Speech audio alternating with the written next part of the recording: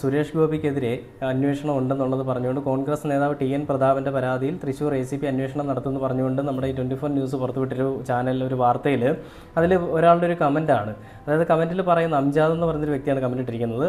Car വാങ്ങുമ്പോൾ പോണ്ടിച്ചേരിക്കാരൻ, vote ചെയ്യുമ്പോൾ തൃശ്ശൂരുകാരൻ, താമസിക്കുമ്പോൾ തിരുവനന്തപുരത്തുകാരൻ, ശരിക്കും കൊല്ലംകാരൻ. അതിനൊരാൾ റിപ്ലൈ കൊടുത്തിരിക്കുന്നത് മാധ്യമങ്ങൾക്ക് അവൻ ദേഷ്യക്കാരൻ, ശരിക്കും എല്ലാം കൂടി കൂട്ടിച്ചേർത്ത് വായിക്കുമ്പോൾ സുരേഷ് ഗോപി. അപ്പോൾ ഇങ്ങനെയൊക്കെയുള്ള എന്തൊക്കെയോ വിനോദങ്ങളാണ് പുള്ളിക്കാരൻ്റെ മെയിനായിട്ടുള്ള കാര്യങ്ങളെന്ന് പറയുന്നത്.